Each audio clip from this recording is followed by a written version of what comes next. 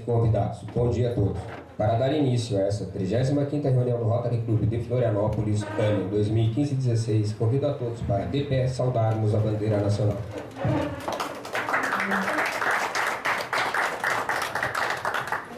Em sequência, passo a palavra ao companheiro Paulo Tatim para os serviços de protocolo. Companheiro presidente Leonardo, demais companheiras e companheiros. A mesa diretora de trabalho já está assim composta. Ao centro, o presidente Leonardo Tatim, à sua direita, reservado para o palestrante de hoje, o advogado Paulo Brix, presidente da OAB, à esquerda, presidente, companheiro Adriano Zanotto, presidente 2016-2017.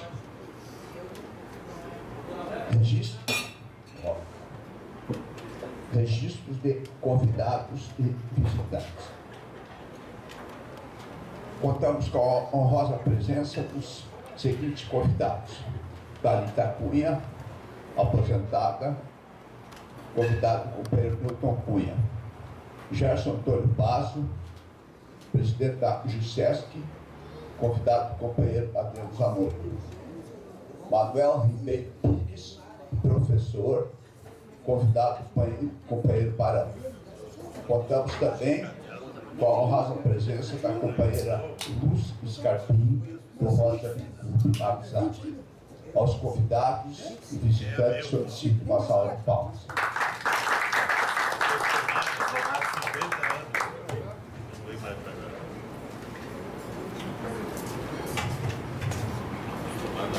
Registro de datas comemorativas.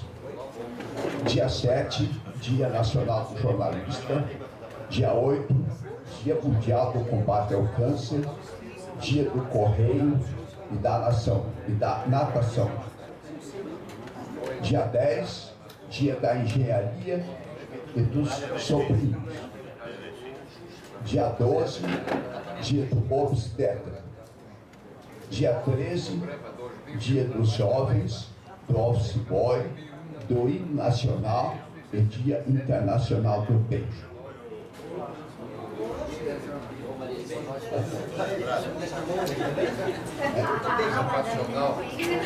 Só nós podemos dar o beijo aqui, vocês não têm condição. Vamos à mensagem de hoje. Os homens, porque perdem a saúde para juntar dinheiro, depois perdem dinheiro para recuperar a saúde, e por pensarem ansiosamente no futuro, esquecem do presente, de tal forma que acabam por não viver nem o presente nem o futuro, e vivem como se nunca fossem morrer, e morrem como nunca tivessem vivido. Temos que perceber que a felicidade nós encontramos nos pequenos momentos da vida. Que consigamos sentir a paz que está reservada a cada um de nós. Esses foram os trabalhos do protocolo, senhor presidente.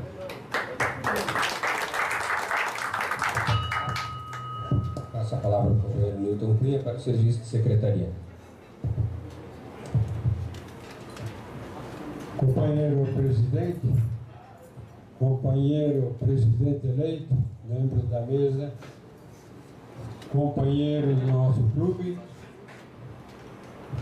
visitantes, convidados, senhoras,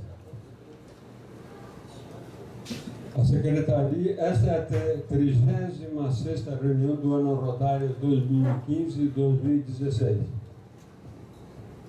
Companheiros,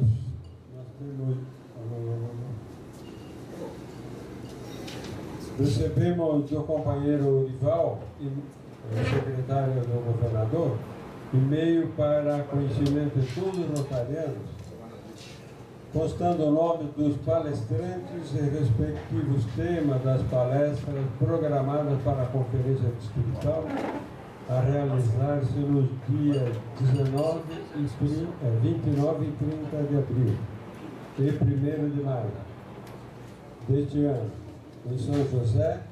As inscrições vão somente até o dia 20. Recebemos também e-mail do companheiro John Hilco, secretário-geral do Rotary Internacional, informando que o Rotary recebeu ampla cobertura da mídia durante 2015. Mais de 500 artigos foram veiculados em 20 países, o que representa um aumento de 33% em comparação à cobertura que recebemos em 2014. Eu gostaria de fazer uma observação, que nós temos alguns companheiros novos, que o Rotary não faz propaganda, o Rotary divulga os seus trabalhos. Então, tudo aquilo que se fizer em matéria de divulgação é válido no Rotary. Mas não é natural no Rotary fazer propaganda da própria atividade do Rotary. A recuperação do companheiro Genovencio Matos, do Rotary Clube Florianópolis Amizade, dia 30 de 4. Para esses assuntos, companheiro.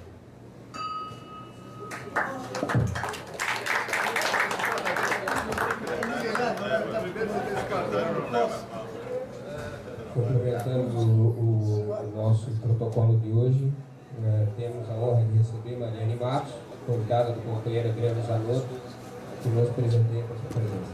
Seja muito bem-vindo.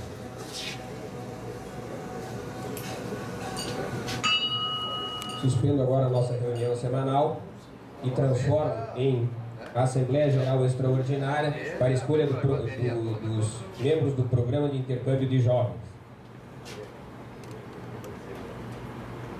Temos como candidatos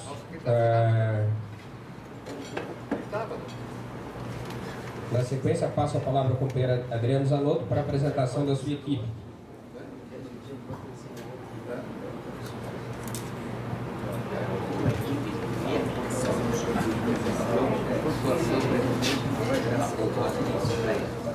Ok, equipe para o intercâmbio de jovens para 16 e 17 é composta por mim, o presidente Maria Aterino Neves, que vai ser oficial de intercâmbio, tesoureiro Antônio Banks, conselheiros Islanda Schneider Hevet e Paulo Hernandes da Cunha Tati. Se alguém tiver algo contra, se manifeste, se não, fica aprovada a equipe. Assim sendo, está aprovada a equipe que fará o programa de intercâmbio de jovens do ano 2016 e 2017 sob a presidência do companheiro Adriano Zanotto. Assim sendo, encerro com a lavratura da ata da Assembleia Geral Extraordinária desta data para este fim do intercâmbio.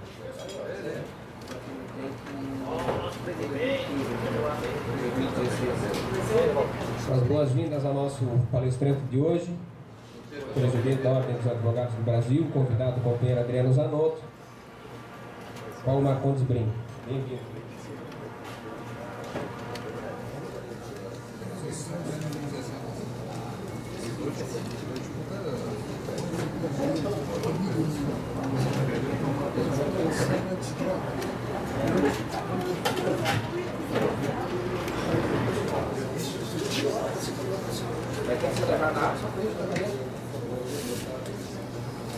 Dando continuidade, passo a palavra agora ao companheiro Antônio Banks para a apresentação dos serviços de tesouraria. E aproveito do ensejo para fazer a entrega dos balanços de janeiro e fevereiro do ano de 2016 ao companheiro do Conselho, Paulo Hernandes da Cunha Tati.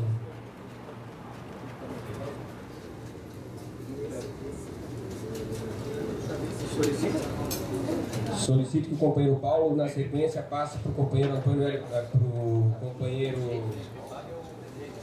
Não, os balanços vão para o companheiro... Daniel Barreto.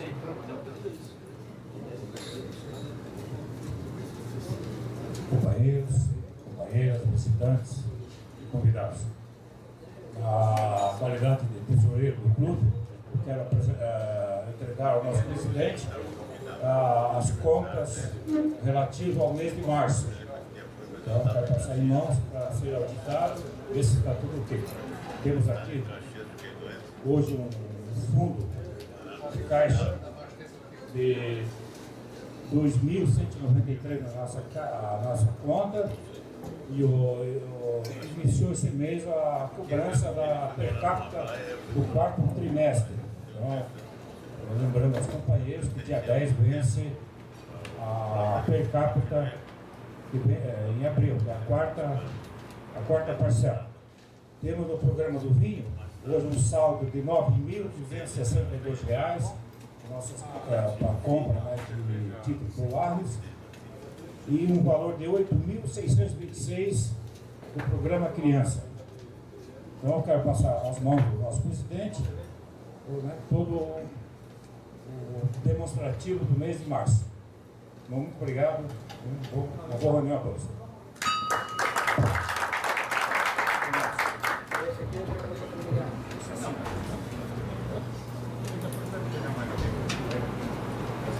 Assim sendo, está recebido então o material de março, que será encaminhado para a contabilidade para fins de ser elaborado o balancete e depois entregue ao Conselho Fiscal. Dando continuidade, convido a todos para o almoço. Após o almoço, teremos ainda a palavra de alguns visitantes, inclusive do professor Manuel Ribeiro Pires, do Colégio Bom Jesus, para falar conosco acerca do programa Bom Aluno.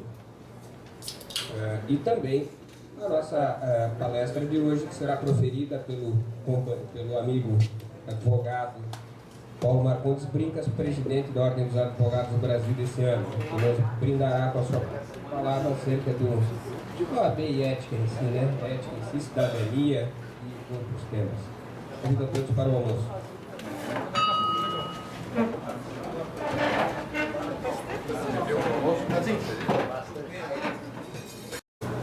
Palavra para Francisco Solicero.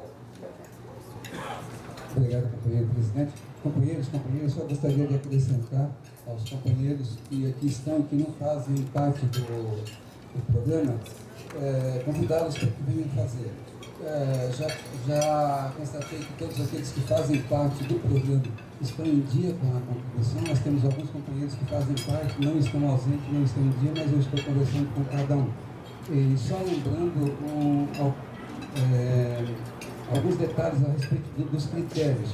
O programa permite a participação de todos aqui no companheirismo para que a gente sorteie um vinho. E além do vinho, a cada semana, né? Além do vinho, há o sorteio de um título Poeres. E para participar do sorteio do título, é muito importante isso, que todos saibam, que os participantes estejam em dia com todas as contribuições do ano rotário. Né? Então, se algum companheiro tem as últimas contribuições pagas, mas em alguns meses ou algum mês, durante o ano rotário não efetuou, a gente pediria que viesse conversar conosco. Dito isso, vamos ao sorteio, ok?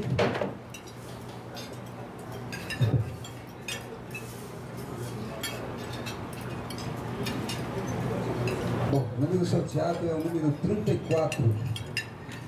34, Maria Terino Neves.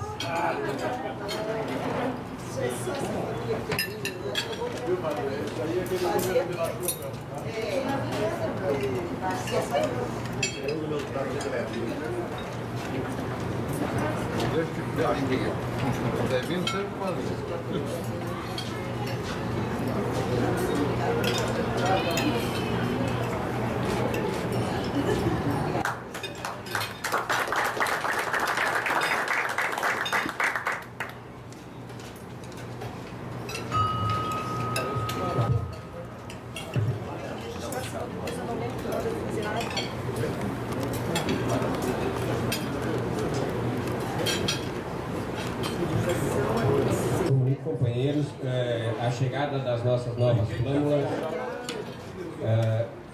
esta é a frente, o verso, Inclusive, teremos o prazer de agraciar o nosso palestrante de hoje com a primeira coloque. E já fica a caixa com elas aos cuidados do novo presidente, Adriano Zanotto, que vai tomar posse em julho, para fins de sempre tê-las para distribuir para os nossos palestrantes e visitantes de outros clubes que fazem o câmbio, a troca, a permuta de flâmulas. Passo a palavra agora ao nosso palestrante do dia, dispensa apresentações, Paulo Marcondes Brincas, presidente eleito da Ordem dos Advogados do Brasil Seccional de Santa Catarina. Até fazer uma brincadeira, porque nós tivemos os dois concorrentes da OAB aqui, isso aqui parece um Grenal, né? Então, mas dá para ver que os dois são grandes amigos aí, no começo até fiquei... Exatamente. Não, a gente fica com medo de ficar no meio de dois concorrentes políticos, assim, da OAB, né? Assim, não é que nessa eleição a Havaí ganhou. É difícil acontecer. A Havaí está perdendo por causa. Por favor, fica-se à vontade. Obrigado. Eu vou levantar, porque eu acho que fica mais. O pessoal vai poder.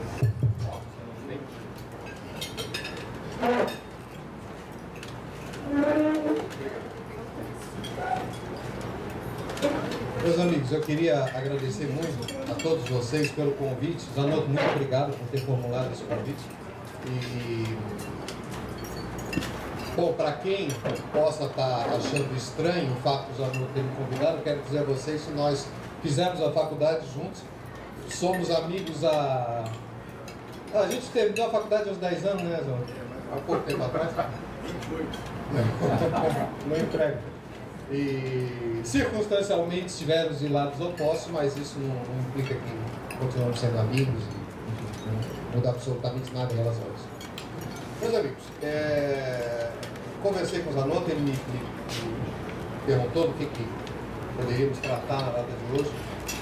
E eu havia dito a ele que o assunto que mais está em voga, que mais se discute, é a questão do impeachment, do impedimento do senhor presidente da República. Vocês todos sabem que a Ordem dos Advogados posicionou-se agora abertamente a respeito dessa questão e, inclusive, protocolou junto ao Congresso Nacional um novo pedido. Eu já vou explicar para vocês as razões disso, por que não apoiamos o pedido que está em trâmite e optamos por fazer um novo pedido. Eu não sei se vocês já chegaram a ter discussões sobre esse assunto aqui, e não sei até que ponto foram essas discussões ou em que linha foram essas discussões. Mas eu vou me atrever a dar aqui a nossa opinião, a opinião da Ordem dos Advogados, e vejo que há muitos colegas advogados aqui, e talvez a questão técnica que eu vou colocar aqui seja já bastante familiar para vários colegas advogados. Me perdoem se eu estiver chovendo molhado, mas eu faço isso por uma razão. Essa discussão tem sido, como não poderia deixar de ser, altamente emocional, política, passional até. As pessoas discutem esse assunto muito mais do ponto de vista da paixão e da emoção do que propriamente da racionalidade. E isso na esfera política está tudo certo, porque a política se faz realmente com paixão e com emoção. Agora, na esfera do direito, a coisa tem que ser analisada de forma um pouco mais fria e um pouco mais racional. E é isso que eu estou tentando trazer a vocês, eu vou tentar trazer a vocês qual é a visão que nós temos a respeito disso. Em primeiro lugar, vamos voltar um pouquinho na história e lembrar que nós chegamos aqui hoje frutos de um amadurecimento, eu diria, civilizatório. Porque durante a história da humanidade, nos primórdios, quando eu falo primórdios, eu estou me referindo ao que acontecia antes de 1215, quase todos os estados eram governados por monarquias e quase todas as monarquias se legitimavam através de uma identificação religiosa, ou seja, o monarca sempre teve uma legitimação, ou seja, ele se justificava porque eram representantes de Deus ou da crença que estivesse na Terra. Isso começou a ser questionado, e o primeiro momento em que isso foi seriamente questionado foi na Constituição Inglesa de 1215, que limitou os poderes da monarquia na Inglaterra. Aliás, isso foi algo tão sério e para a monarquia tão importante que alguns historiadores dizem, inclusive, que a monarquia inglesa sobrevive até hoje graças à Constituição de 1215, porque limitou os poderes da monarquia e permitiu que o Estado pudesse ser gerido de forma um pouco, não se usava essa expressão na época, mas mais republicana e mais democrática, e isso passou a acontecer a partir dali. A monarquia francesa, ao contrário, não seguiu o mesmo caminho e acabou caindo na Revolução Francesa.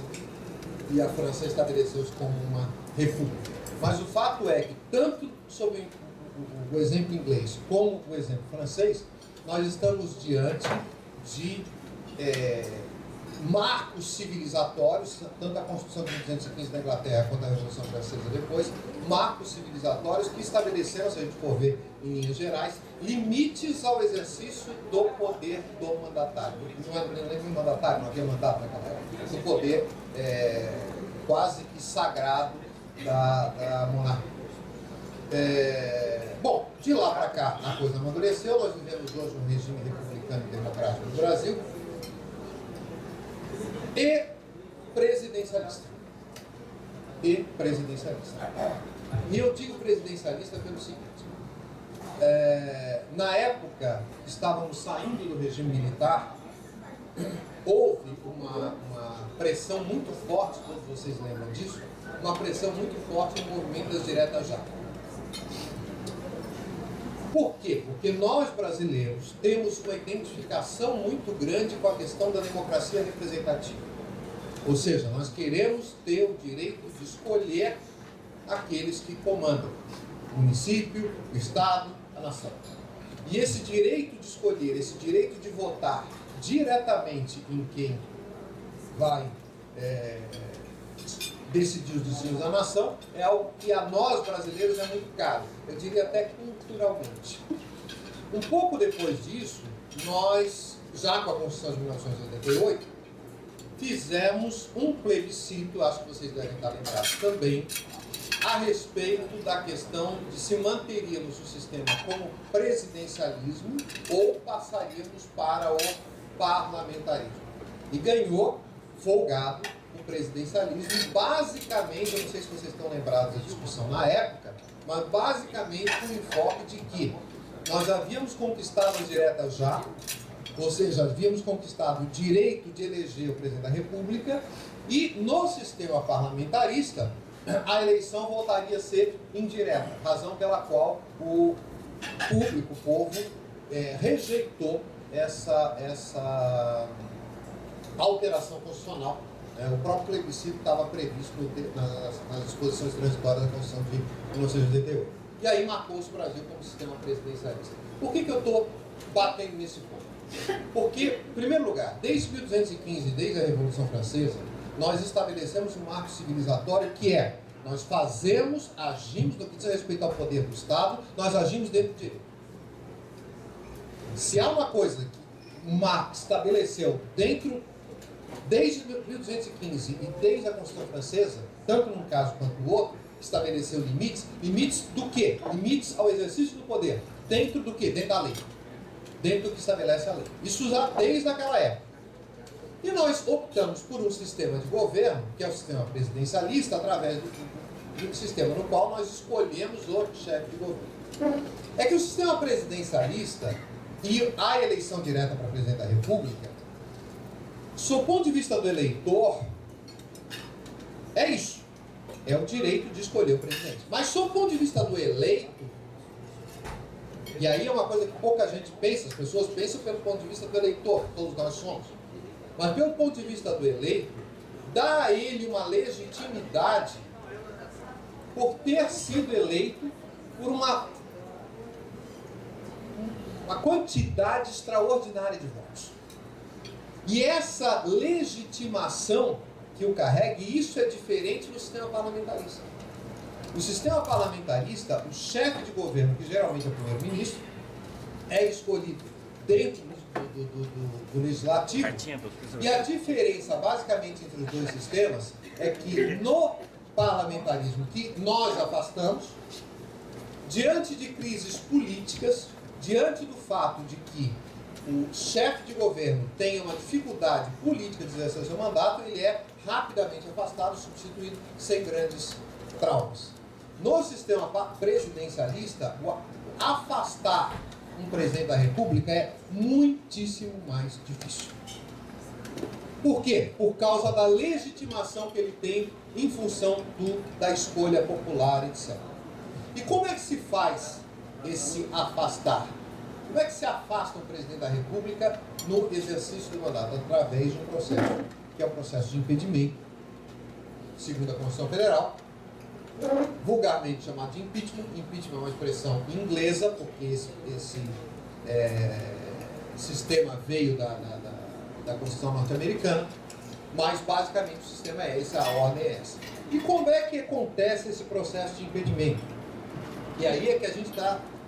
Eu estou deixando isso bem claro pelo seguinte: não há dúvida de que o atual governo perdeu imensamente o apoio popular que tinha. Se elegeu, a atual presidente da República se elegeu presidente, evidentemente, porque teve mais da metade dos votos válidos na época da eleição.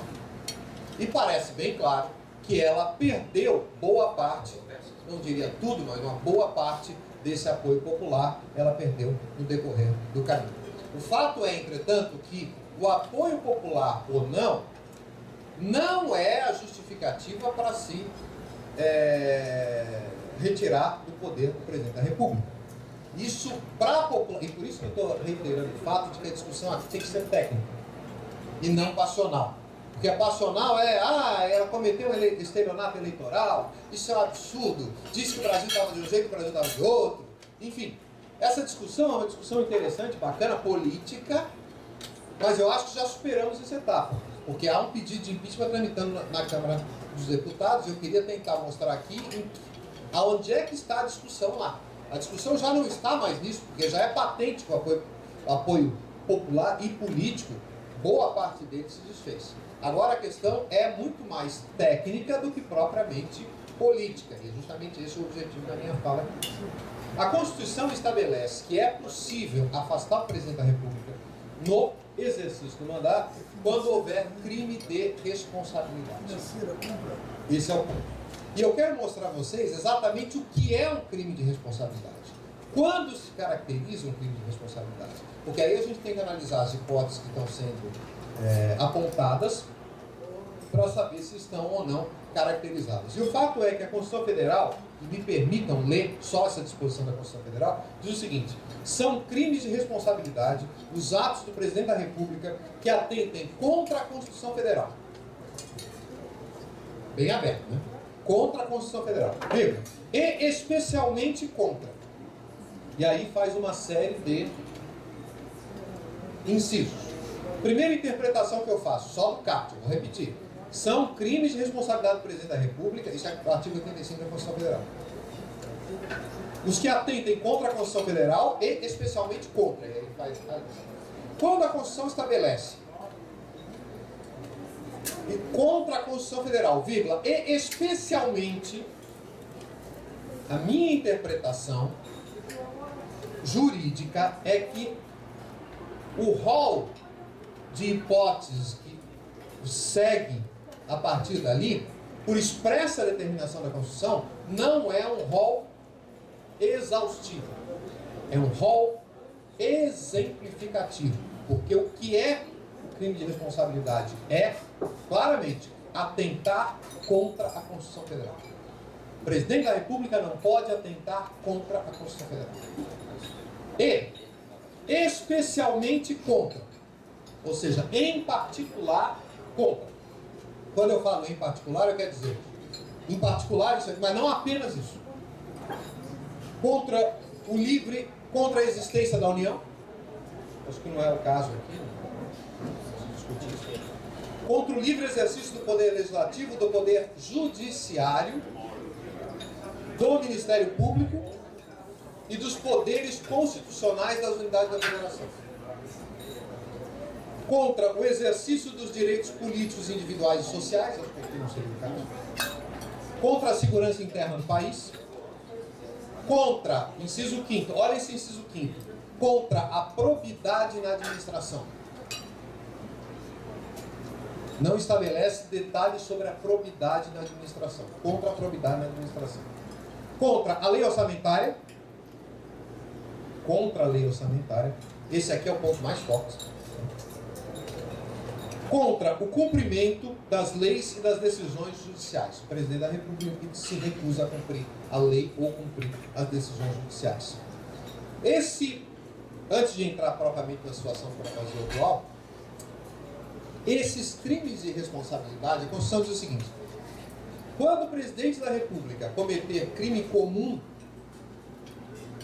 por exemplo, o presidente da República matou alguém, matou um desafeto, sei lá, ou agrediu, qualquer coisa assim. Quando cometer um crime comum, o procedimento é o seguinte: a Câmara dos Deputados autoriza ou não o processo contra o presidente. E esse processo vai ao Supremo Tribunal Federal e o Supremo analisa. No crime comum. Sempre autorizado pela Câmara. Vai ao Supremo e o Supremo analisa. Quando for crime de responsabilidade, ou seja, este que dá sustentação ao pedido de impeachment, também a Câmara autoriza ou não o trâmite e, ao invés de ir ao Supremo Tribunal Federal, vai ao Senado Federal. E o Senado é que vai analisar. Com a observação aqui de que quem preside a sessão do Senado não é o presidente do Senado. É o presidente do Supremo Tribunal Federal. Reparem que coisa interessante essa composição. O julgamento, a Câmara, no crime de responsabilidade, que é o nosso caso aqui, a Câmara analisa se vai ou não autorizar que se processe. É isso que a Câmara dos Deputados está fazendo hoje. É isso que foi o relatório de ontem. Mas só que a Câmara, o que aconteceu ali foi apenas a decisão da comissão especial que estava analisando. Vai para o plenário da Câmara, para a Câmara analisar, aí sim, no plenário, se autoriza ou não a abertura do processo. O processo propriamente é no Senado, em que votam os senadores, mas com a característica, o fato de que quem preside as sessões não é o presidente do Senado. É o único caso em que quem preside o Senado, quem preside a reunião do Senado, é o presidente do Supremo Tribunal Federal, que hoje é o ministro Ricardo Lewandowski. Vai presidir o Senado se isso acontecer, se isso vier a acontecer. No caso atual, no caso da Presidência da República, a OAB entendeu que havia caracterização desses crimes. Só que nós optamos por formular um pedido diverso do pedido que está posto. Em função do fato de que o pedido elaborado pelos juristas Miguel Reale e a professora Pascoal, ele foi elaborado em setembro do ano passado. Faz algum tempo já. Foi quando ele foi ao Congresso. E o fundamento básico para aquele pedido foram as chamadas, que passou a ser chamado pedaladas fiscais, né, que estaria inserido na violação à probidade da administração e lei orçamentária. Depois daquilo, vários outros fatos foram revelados e que, no entender da OAB, poderiam também caracterizar crime de responsabilidade. Como aquele pedido já estava em tramitação e a gente não pode juntar fatos novos a um pedido que já está tramitando, nós optamos por fazer um pedido extra que analisa não apenas o pedido, o fundamento das pedaladas, com os quais nós concordamos, achamos que realmente caracteriza crime de responsabilidade, como mais dois outros, que foram a questão da Copa do Mundo, das isenções fiscais dadas a empresas durante o período da Copa do Mundo, foi o segundo fundamento, e o terceiro fundamento foi interferência, a nosso sentido, numa investigação policial, que é a questão da tentativa de nomeação do ex-presidente Luiz Inácio Lula da Silva para o Ministério, com o objetivo, nos pareceu, com o objetivo de interferir numa investigação policial e alterar o foro, trazer ele foro privilegiado. Os fundamentos que nós... Então são 3 fundamentos da OAB. O fundamento do professor Miguel Reale é a questão das pedaladas. Há uma discussão aqui, e eu trouxe, inclusive, fiz questão de analisar e ler, a defesa da Presidente da República, que isso aqui são 200 e poucas páginas do texto da defesa, muito bem feito, inclusive, e eles fazem algumas observações de natureza técnica, dizendo o seguinte: a questão das pedaladas, segundo a defesa, haveria aqui uma irregularidade, mas não seria uma irregularidade a ponto de caracterizar um impeachment, porque o impeachment seria, de acordo com o inciso 5º que eu li aqui para vocês, ocorreria no caso de violação à lei orçamentária. O orçamento da União é a previsão anterior aos gastos da União, quer dizer, os entes públicos eles só podem gastar uma vez dentro do que está autorizado pelo orçamento. E a lei orçamentária é o que dá essa autorização. Depois tem a questão que tecnicamente chama de fiscal, que é a execução do orçamento. Aí sim é o gasto. O orçamento é apenas a previsão. A violação à lei orçamentária. Isso é uma discussão bastante técnica, mas tecnicamente as pedaladas elas até violam a lei orçamentária, mas não de forma tão direta, elas violariam mais a lei de responsabilidade fiscal. Aí sim, aberta claramente a lei de responsabilidade fiscal. E a defesa diz que, como não está violando a lei orçamentária propriamente dita, isso é o texto da defesa, que não estaria nas hipóteses previstas no artigo e, portanto, não poderia haver caracterização do afastamento do presidente da República em função disso. Nós analisamos essa questão na Ordem dos Advogados e dissentimos dessa interpretação e dessa conclusão. Porque nos parece, assim, por que a Constituição Federal, em primeiro lugar, não estabeleceu a violação à lei de responsabilidade fiscal, que no caso das pedaladas é aberta, é claríssima. E aí vocês vão até me dizer o seguinte: quantos prefeitos municipais, Zanotto conhece muito a questão de direito eleitoral, quantos prefeitos municipais nesse Brasil afora já foram apeados, já foram afastados de seus cargos por violação à lei de responsabilidade fiscal? Quantos casos isso aconteceu? Como é pacífica a jurisprudência do direito eleitoral nesse sentido? Se é tão pacífica, por que razão a Constituição não traz isso? Por uma razão muito simples. Porque a Constituição é de 1988. A Constituição é anterior à lei de responsabilidade fiscal. Quando foi criada a Constituição Federal, não havia ainda a lei de responsabilidade fiscal. Entretanto, quer nos parecer, na Ordem dos Advogados, que isso não seja de forma nenhuma impedimento. E por que não seria impedimento? Por várias razões. Primeiro, vou dar uma razão aqui que seria mais de convencimento, mas eu acho que é interessante colocar. Não faz sentido, me parece, que o direito estabeleça que se o prefeito municipal do município lá pequenininho pode perder o cargo se não observar a lei de responsabilidade fiscal, por que o maior mandatário do país, que é o presidente da República, estaria dispensado da observância dessa legislação?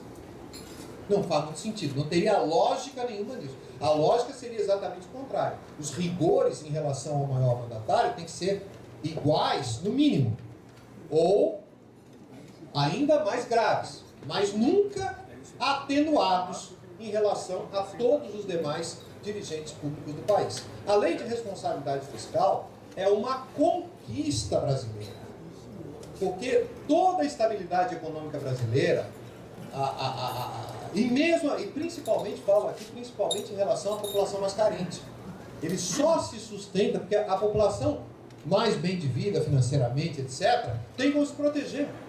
Aliás, eu diria, quanto pior está o país, maior a taxa de juros. Quem tem dinheiro para investir, a melhor coisa é a época de inflação alta. Vocês lembram da ciranda financeira que havia antes, né?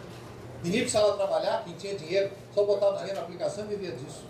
Os grandes prejudicados realmente com a falta de equilíbrio fiscal do Estado, sem dúvida, são as camadas mais desafortunadas, essas é que mais sentem o efeito disso. Então, a lei de responsabilidade fiscal é uma conquista brasileira, uma conquista de todo cidadão brasileiro e acho uma obrigação para todo mandatário, principalmente para o maior mandatário do país.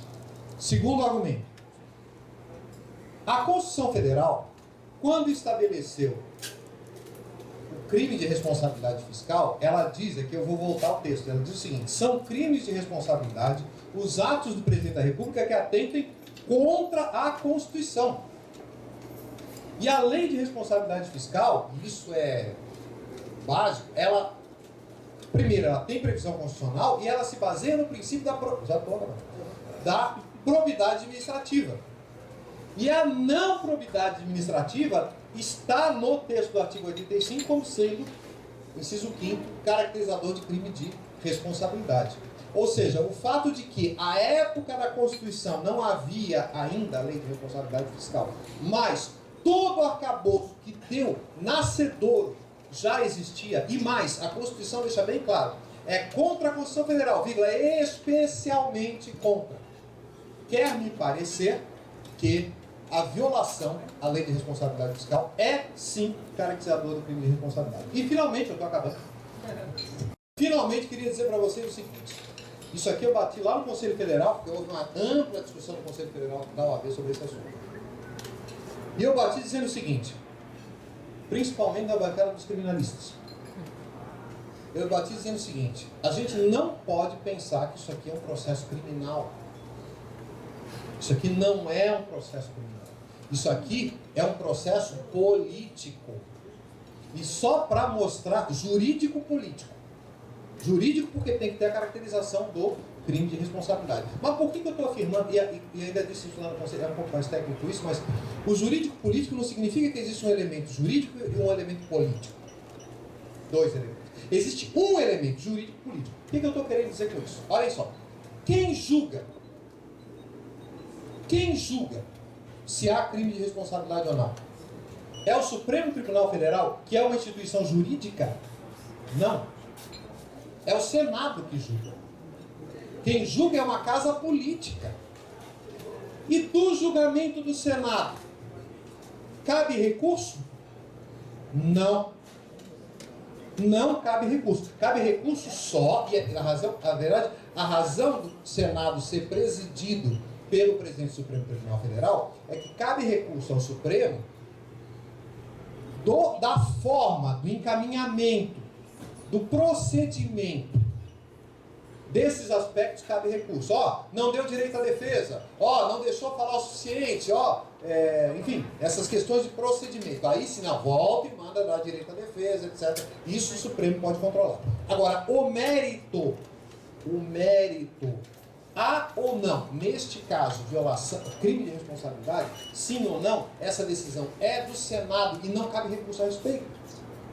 O que eu estou querendo dizer com isso é que há um componente de julgamento político nisso, não é um processo criminal, como a gente está acostumado a fazer. E por que não é um processo criminal? Porque no processo criminal, você tem o interesse do réu do processo, que pode ser... O próprio STF tem se mostrado ser uma casa mais política do que jurídica. Eu também no STF, muito embora não seja a função. Mas assim, o réu do processo tem aquela questão, eu sou inocente até que prove o contrário. O meu direito de não ser condenado. Aqui não. Aqui a gente está tratando não de um réu que vai ser condenado. Aqui a gente está tratando de quem vai dirigir os destinos de 200 milhões de pessoas. Quem vai dirigir o destino da nação brasileira inteira. Então, o interesse aqui é diferente do interesse meramente criminal. E é por isso que o interesse, o processo é jurídico-político. Porque existe, sim, um componente jurídico, mas esse componente jurídico, ele não é jurídico como se fosse um processo criminal qualquer. Ele é jurídico-político. Nós temos que verificar quem vai, se tem condições, quem vai gerir a vida de 200 milhões de brasileiros, ou seja, toda a nação brasileira. Essa é a importância. Eu quero dizer a vocês, eu sei que eu estou chegando com 20 anos de atraso nessa discussão, mas quero dizer a vocês que, se fosse o sistema parlamentarista, nada disso estaria acontecendo. É sistema presidencialista, quero dizer, não foi com meu voto, e nada disso estaria acontecendo. A grande dificuldade é que no sistema presidencialismo nós somos tão apegados a essa questão da legitimidade de quem exerce o poder, porque ganhou no voto, porque tem não sei quantos milhões de votos. Isso dá uma legitimidade tal que para tirar é só com toda essa... Com qual sofrimento? E com qual sofrimento para toda a população brasileira? País praticamente paralisado, porque não sabe se o presidente vai ficar, não vai ficar, o que vai acontecer, se vai ficar, quem vai e tal. Deus nos acuda. Um sistema parlamentarista, isso seria resolvido de forma muito mais tranquila. Mas, enfim, é a escolha que nós brasileiros fizemos, e agora vamos resolver esse problema dentro das regras do jogo. Para finalizar, eu só quero dizer para vocês o seguinte: desde 1215, desde a Revolução Francesa, todas as sociedades ocidentais se baseiam no princípio do respeito ao direito. Então, qualquer que seja a solução para este problema, tem que ser uma solução dentro do direito. Não adianta chutar a porta, não adianta nenhuma solução fora da regra constitucional, porque o Brasil já teve uma lição de que isso não funciona há muito pouco tempo atrás, e nós não queremos repetir essa lição de qualquer que seja o lado. A coisa tem que funcionar com instituições sólidas. Eu acredito que a partir do momento que isso seja resolvido, isso vai ser resolvido. O processo está tramitando, uma hora o processo vai acabar, para um lado para o outro o processo vai acabar. O que a gente precisa? Nós precisamos ter instituições sólidas, instituições republicanas, instituições que funcionem bem. Nós não precisamos de salvador da pátria, nós precisamos de instituições sólidas e republicanas. É isso aí, pessoal. Obrigado por estar por aí.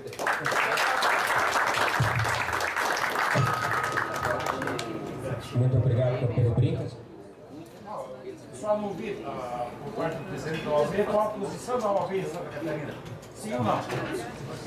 Nós fizemos, deixa eu só 2 minutos para responder a tua pergunta. Foi o seguinte: antes da decisão do Conselho Federal em Brasília, o presidente do Conselho Federal ligou a todos os 27 presidentes seccionais pedindo para colher as opiniões das seccionais. Os presidentes seccionais, eu fiz isso, porque a OAB é dividida em Conselho Federal, seccionais e subseções.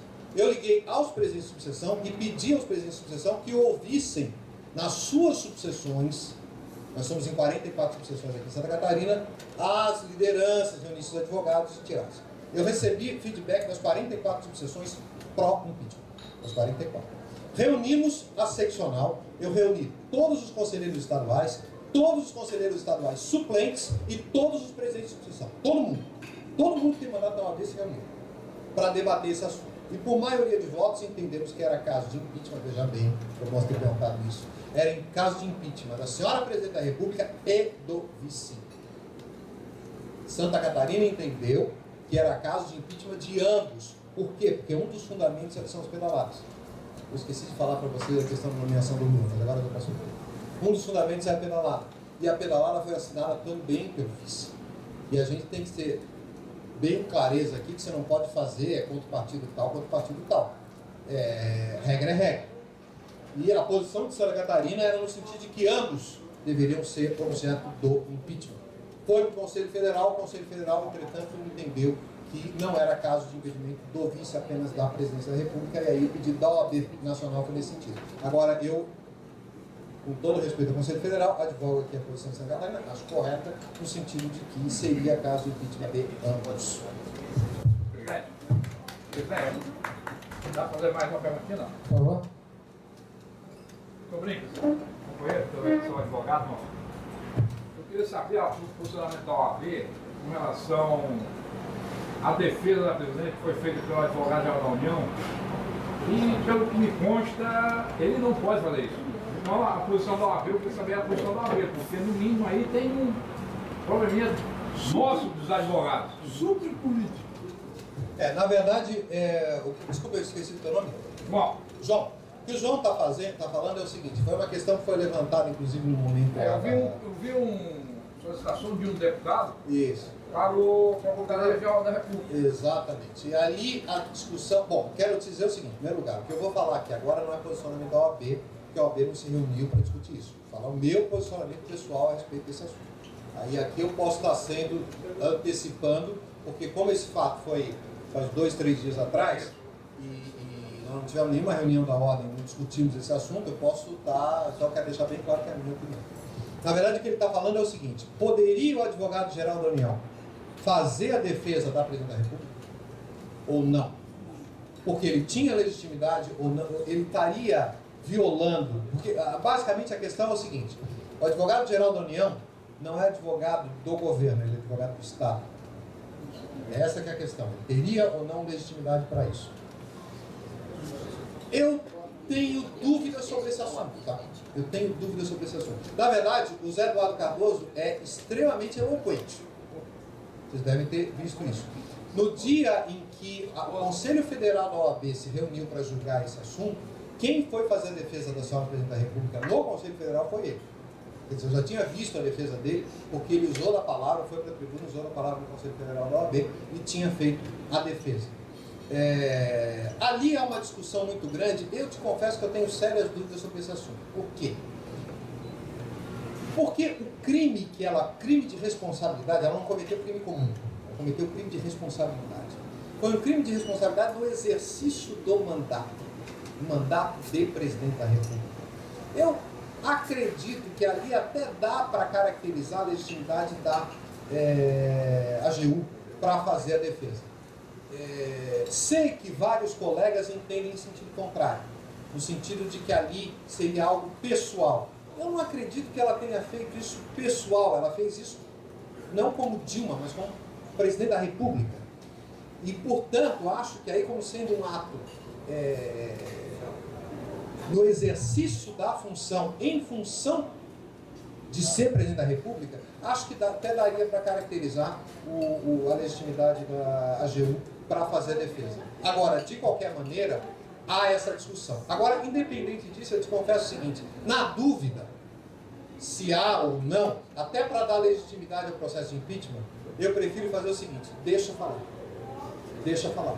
Para que não se diga, caso o processo de impeachment saia, que haveria golpe, porque, e isso está errado, porque o processo de impeachment tem previsão constitucional, por falha no processo, porque não se deixou fazer a defesa. Então, se há dúvida, deixa falar, deixa expor todos os argumentos e depois a Câmara analisa e o Senado julga. Acho que é a forma mais correta para não evitar. Mais importante é a gente deixar bem afastada essa questão de que o Brasil está agindo dentro da Constituição Federal, que não há golpe aqui. Esse é um país republicano, é um país que respeita as instituições.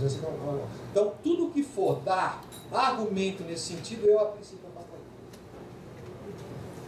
Obrigado, Paulo Brincas, pela excelente palestra dada no dia de hoje. Já estamos extremamente atrasados. Então, só gostaria de passar às suas mãos uma lembrança do nosso clube, uma flâmula do Rotary. Geralmente os presidentes de clubes trocam suas flâmulas, mas aqui é o presidente da OAB recebendo uma do Rotary em agradecimento. Não, tranquilo, leve com o carinho que é dado de todo o rotariano aqui. Bem como um certificado de agradecimento pela palestra proferida no dia de hoje, reconhecendo os seus esforços e a sua dedicação. Muito obrigado. Passo a palavra agora com uma extrema pressa aqui, uma vez que já havia sido prometida a palavra, tendo visto o nosso programa Bom Aluno, projeto Bom Aluno, esse que foi encabeçado pelo companheiro Barão e que o rapaz mostrou um excelente desempenho escolar até a sua passagem no vestibular. Passo a palavra ao professor Manuel Ribeiro Pires, do Colégio Bom Jesus, convidado pelo companheiro Barão para explanar suas palavras. Boa tarde, senhores e senhoras. Seria breve sobre o projeto Bom Aluno. A gente recebe alunos geralmente carentes através de instituições, em parceria o Colégio fornece uma parte, e a outra parte, nossa parceria com o Rotary, através do nosso querido amigo Barão. Eu falo rapidamente, fiz uma colinha com um bom professor, a gente precisa de uma cola. Então a gente está aqui hoje para comemorar e agradecer a parceria entre a Rede Bom Jesus e o Rotary Clube de Florianópolis. Apresentando o caso, o resultado do Matheus Thyssen Costa, aprovado em Ciência da Computação na UFSC, na UDESC, pelos vestibulares respectivos, que não são fáceis, né? e também pelo SISU Enem. As notas foram excelentes, eles foram bons classificados e que a gente teve excelentes resultados esse ano como instituição. E importante para nós é que reconhecer o talento e oferecer a oportunidade são méritos de nossas instituições, Rotary e Bom Jesus, pois assim estamos entregando à sociedade cidadãos de alto nível técnico e com valores humanos necessários ao sucesso pessoal e da coletividade. Todos lucram com isso. Então, reforço a importância dessa parceria e acredito que deve continuar, pois dessa forma muitos podem beneficiar-se no futuro. E a busca de parcerias tem dado ingressos em nossas instituições as ferramentas necessárias para que esses contribuam com seus talentos, conhecimentos, técnicos para uma sociedade melhor. Em nome da Associação Bom Jesus, a Associação Franciscana de Educação, tá? Então, mais uma vez, venho agradecer a parceria, tá? E me colocar à disposição para que novos passos possam ser dados. E gostaria de deixar uma frase franciscana nossa, importante: mãos dadas facilitam o andar e dificultam as quedas. Muito obrigado. Então fica já em aberto já a explicação do professor Manuel. Dizem que tem lá então um aluno, né, já candidato a essa bolsa. Como está encerrando a minha presidência agora em junho, estamos aqui com o próximo presidente, Adriano Zanotto, para que leve isso para o seu conselho, do qual eu farei parte, para debatermos sobre a possibilidade, junto com o Barão, junto com o próprio Colégio Bom Jesus, de mantermos e apoiarmos este aluno. Qualquer coisa, Barão, eu estou à disposição para nós conversarmos mais acerca desse tema. Tudo bem? Ok. Obrigado. Com relação à mídia que foi falada aí, nós tivemos uma participação bastante boa na divulgação do clube, né? Então, isso eu acho importante para o nosso ano Rotary 2015-16. Como falado, não fazendo propaganda, mas sim divulgando ações. Agradeço a presença de todos os companheiros, companheiras, em especial nossos visitantes, Thalita, Gerson, Manuel, Paulo Brincas, nosso palestrante de hoje, Luigi e Mariane. Mariane, isso? Bem como da nossa companheira Luz Carpim, do Rotary Clube de Florianópolis, Amizade. Para encerrar, solicito que todos, de pé, saudemos a bandeira nacional. Obrigado a todos e um ótimo resto de semana.